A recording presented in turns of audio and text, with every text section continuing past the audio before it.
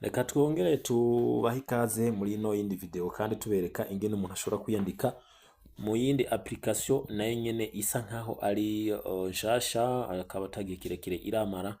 Reka tuje kurabira hamwe ingene umuntu ashobora kwiyandika tugenda tuduga twimanukira tuva muri web kabiri tuje muri web gatatu kwa kundi handi kibitomono ziko ziravuga ku bwishi udasamaye ushobora kubivyaza umusaruro nkuko twamwe twabivuze. Never give up, we never know. So kubashaka kwiyandika nawe ushobora kwiyandika ngiyi link hano muri comment ya mbere ucuraba link na code ushobora gukoresha kugira ngo wironkere 1 pixel.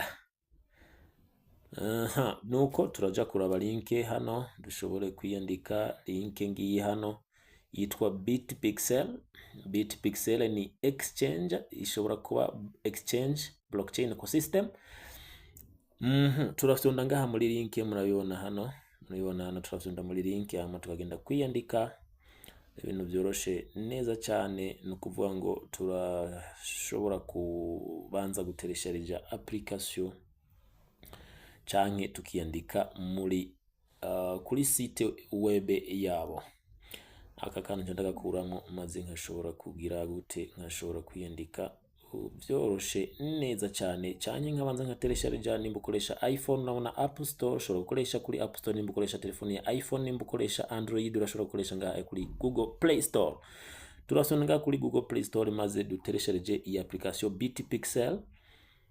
Uko mubibona hano turateresharija Bitpixel.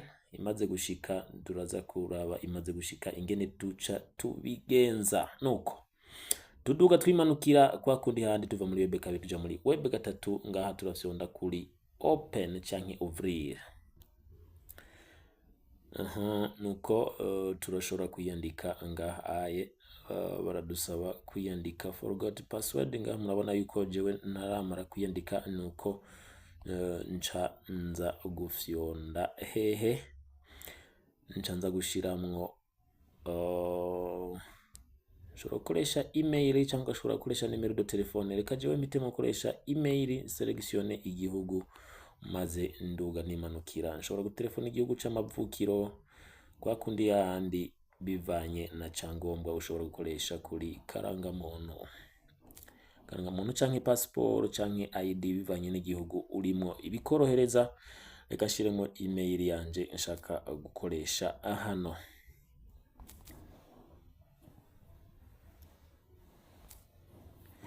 Urabona ko ndashobora gushiramo iyi email maze nkaca mfyonda ngaha ayi handitse, aha handitse next. Nshobora guca nshiramwo iki, nshobora guca nshiramwo password.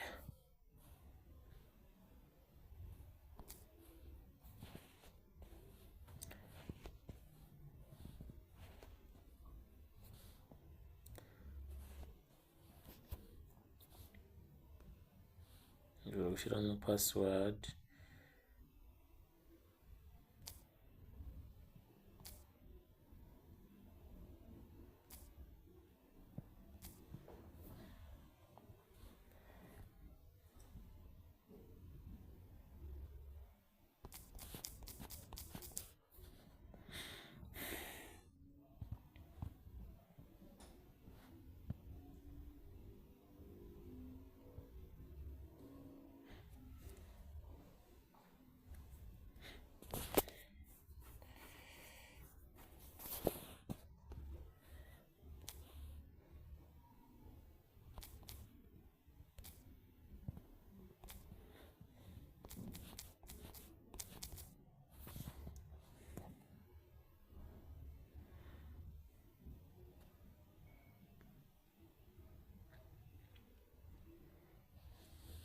Ndafyonda ngaha aye kuri next. Nukuvuga yuko umuntu wese ashobora gushiramo password igizwe n'ibiharuro 8. Ibintu 8 watanguza rudome rukuru ugasubira akantu k'akamenyetso canke ivanyanga rudome rutoya, rudome rukuru, rudome rutoya ugashiramo ibiharuro ugahereza n'akamenyetso. Byose birashoboka canke ugashiramwo akamenyetso hagati, kaba ko kugwi, kaba akamenyetso ka base, kaba akamenyetso ka exclamation.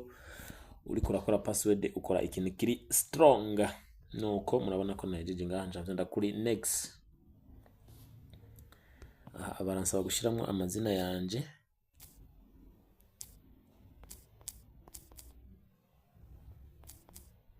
urabona ko ndiko ndashyiramo amazina yanje, baransaba gushyiramo izina rya mbere, ndashyiramo n'izina rya kabiri,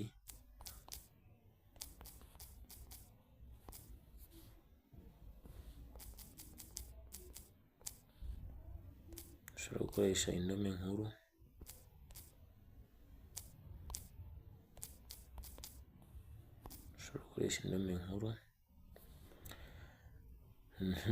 neza cyane. Murabona ko baca bansaba gushyiramo code yanje, code referral code cyangwa invitation code. Ni ukuvuga ngo ni code y'umuntu aba yagutumiye. Ni ukuvuga turaja muri WhatsApp, turaba umuntu yanumiye, maze turabe code umuntu ashobora gukoresha.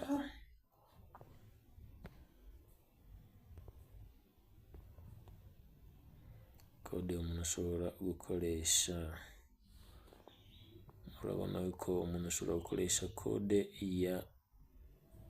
yanditse ON, nayibona hano.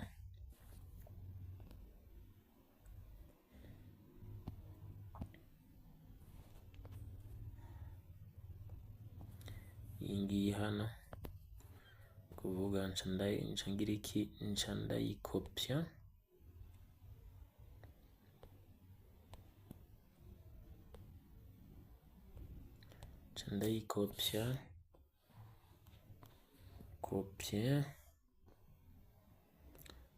ndayikopya hama nkaja kuyishira hehe, paste, copy and paste. Aka kantu ndakemezamo kanditse ngo I'm not a robot, no kuvuga ngo akantu kanditse ngaha ndagakirikamo, ndakemeza kugira ngo nemeze ko ndi umuntu. Ndakafyonda, murabona bice bizunguruka. Aha rero bampaye bino bintu guys, murabona ngaha handitse select all images with the taxes. Ni ukuvuga ngo cyenda abantu hose hari imodoka ya taxi ziyazunguruza abantu, cyafyondamwo ndakirikamo, cyafyonda ngaha aye handitse verify. Murabona ko baciye babyemera, cyafyonda hehe, aha aye handitse submit.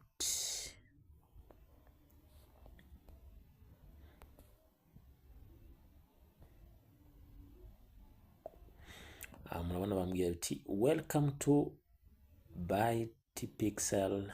BytePixel is an upcoming cryptocurrency exchange. Urumva yuko ni exchange iri kwiravuka. Murabizi yuko nk'abantu bazi iby'ama exchanges, murazi ko zose ziba zifite ama crypto yazo, cyangwa ziba zifise coin yazo. Nk'iyitwa Binance irafise coin zibiri, ari iyo twita BNB, hari niyo twita BUSD. Izo zose ni za Binance kandi ziva zavukanye nayo, kandi zivuka muri ubu buryo nyene bwa mining. Ni ukuvuga ngo rero iyi ishobora kuba coin y'iyi platform cyangwa iyi blockchain yitwa BytePixel.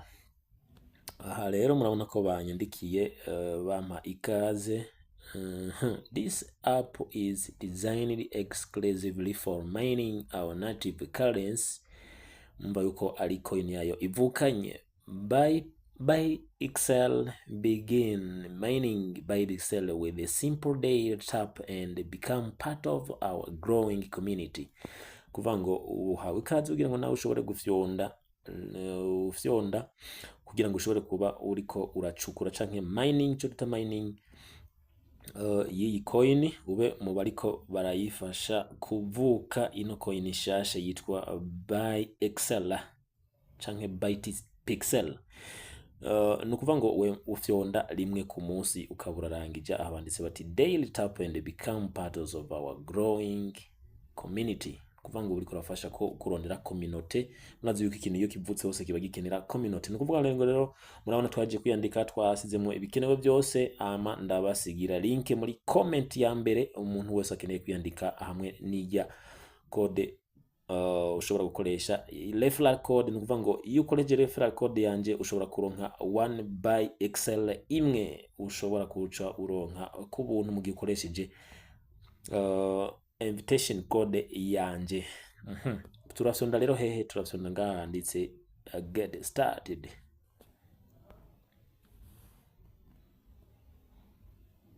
Get started hapa mnaona yuko tuba twabirangije turisonda hano handitse get started hano guys.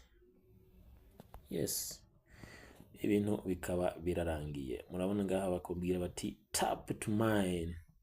Nje vyonda ngaha hantu guys handika no kantu ibintu nkaba ndabihejeje mu kanya nkako guhumvya.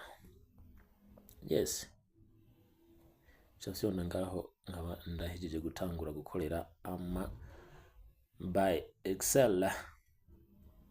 None ko kariko karazunguruka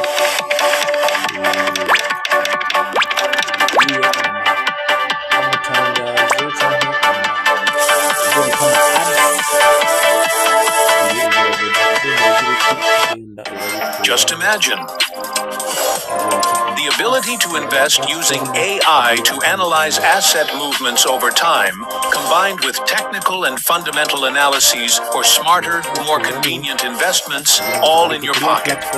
With one button, AI trading on Pocket Broker. Just give it a try. Zino ads turasonda hariya kuri kano kantu dukakuramo zino ads za ma platform ya Google.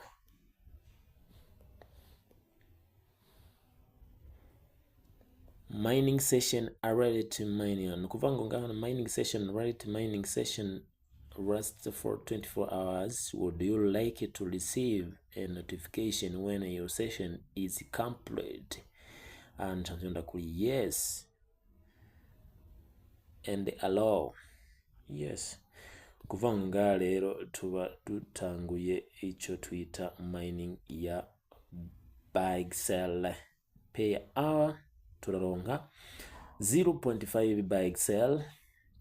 Nkuvango iyi platform ni platform mubona ko ikomeye cyane kuko ngaha murabona ko bakoze coin zishika miliyoni majanane 400 millions nizo zigomba kuba mined by community. So murabona ngaha we are pleased to officially announce that the total supply of by excel has been set at 400 millions. This decision reflects our ongoing commitment to transparency, responsible token economics, and long-term value creation across the BytePixel ecosystem. So abavuze bati nta byo guhinduka kwiye amount cyane kuri iki gitegeri cya coins bacuze zigomba kuba mined cyane zigomba gucukugwa. Ko bagiye inama hamwe ko bagomba guhagarikira ku iki gitigiri cyaya ma BytePixel. Hanyuma kandi murabona ikintu gikomeye cyane basic mining rate. Ni kuvuga ngo abantu bashoboye kuyijoininga bakiri hagati y'umwe n'ibihumbi 10. Murabona nga bakiri hagati y'umwe n'ibihumbi 10 baronka BytePixel imwe ku isaha. Ariko abashoboye nabo kumininga bageze hagati ya y'ibihumbi 10 n'ibihumbi 100 baronka 0.5 BytePixel ku isaha. Uno munsi je nshoboye kujoininga tugeze hehe? Tugeze hano, tugeze hagati y'ibihumbi 100 n'umuliyoni. Bivuze ngo twebwe tuyijoininze no munsi igeze ngaha abantu bamaze kuyijoininga bangana hagati y'ibihumbi 100 n'umuliyoni. Ni kuvuga ngo ku isaha tuzogenda turonka 0.25 ku isaha. Aha rero bisigura iki? Bisigura ko uko izogera kuri 1 miliyo gushika kuri 10 miliyo tuzogenda turonka 0.75 BytePixel ku isaha. Hama kuvuga ngo aha igeze hagati y'imiliyoni 10 n'imiliyoni 100 tuzoba tugeze ku mwisho wa mining. Ni kuvuga ngo ni handi baca bakubwira ko mining ishobora kugira gute guhagarara, canke ugasanga umuntu aronka utuntu duke cyane, urabona ko nkaho ushobora kuzoronka 0,0675. Ni ukuvuga iki rero? Murabona ko iyi mining ari mining ikomeye cyane, kuko murabona ko n'amacoin ntabwo ari menshi, kandi murabona ko abantu bayinjira ku muvuduko ukomeye cyane, ko nta gihe kirekire iramara. Murabona ngaha ayeje ko iriko iraharura, murabona ko iriko iraharura guys,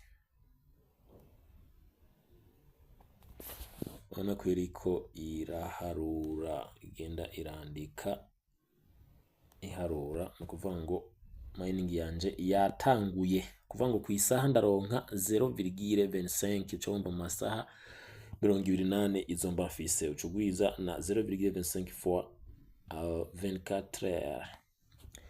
Okay, ni ukuvuga rero iyi coin nta muntu akwiye kuyifata minenegwe, kuko ugiye kugira follow up aha kuri X canke Twitter, murabona ko ari coin.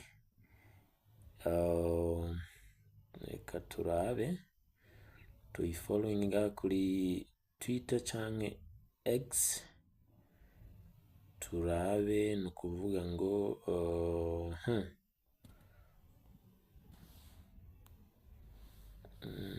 follow on X. Turashobora kugira follow, murabona yuko yamaze kuba verified, murabona yuko iri verified.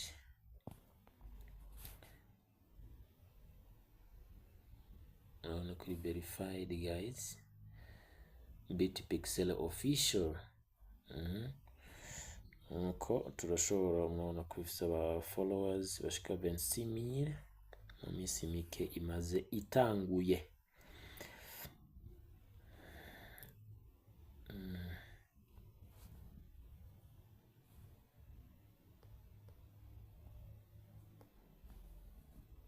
Seven combien and kuvuga tuja kuyifollow. Murabona ko bavuga bati building a global crypto exchange and a blockchain ecosystem, mine our native currency and with the mobile mining, real world utility powered by Bitpixel financial services by thepixel.com.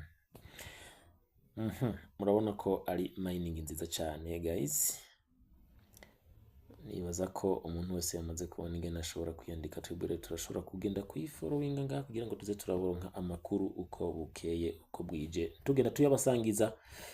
Turi mu gice ca A, tuko turubaka. Ni ukuvuga ngo harabaho izokoresha icyo bita ama real world utility and ama utility. Ni ukuvuga ni hajya bayubakira amasoko canke ivyo izogenda irakoresha muri utilisation yayo canke ibikorwa izogenda. Ni ukuvuga ngo ni le partners, abantu bashobora kuza nka company, twebwe tuzokwakira ama Bitpixel, tuzodandaza ibintu byacu dukoresha ama Bitpixel, twebwe tuzokora exchange, tuzoyivunja ku ifaranga ryacu. Ibintu nk'ibyo nivyo bita ama real world utility.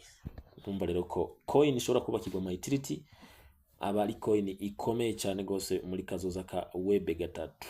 Reka tuyifollowing ngaha kuri following, tuzoze turabona amakuru uko bukeye. Murabona ko nk'aya makuru ya Bixel maximum supply set at 400 million, while pleased to officially announce that the total supply of Bixel has been set. Aka kantu rero ngo has been set to 400, kuko hari izindi coin zishobora kuvuka guys, bagaca baguma bafyatura izindi mu gihe muziko uko zongerekana niko zitakaza agaciro, ariko mu gihe ziri setup, mu gihe ziba ziri ku gitigiri kizwe nko kujya kwa Bitcoin babwiye bati ni miliyoni 21 ntizirenga uko nico gituma ubona ko Bitcoin iguma iduga, kandi murazi ko ariyo ruvyara waya ma cryptomone yose.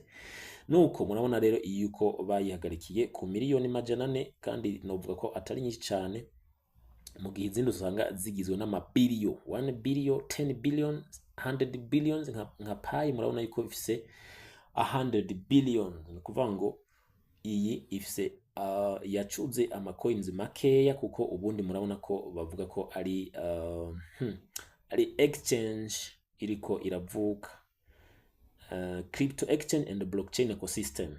Ni ikintu cyiza cyane gose. Iyi coin ni nziza, umuntu ashobora kwiyandika.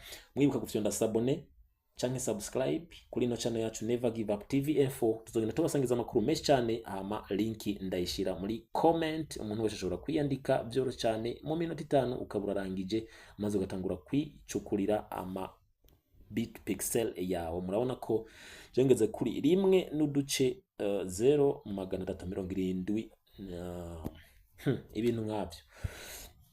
Ibintu nk'ivyo murabona ko turiko nababwiye ko umukoreje code promo yanje canke referral code muza kuronka 1 by pixel imwe. Ubutaza kuyikoresha aza kubahombye cyane. Link ndayishira muri comment ya mbere hamwe na referral code kugira ngo uyironkere bonus ya by pixel imwe ya gusa urose kubera ukoresheje referral code yanje. Ciao, bye bye, dusubire muri video ikurikira.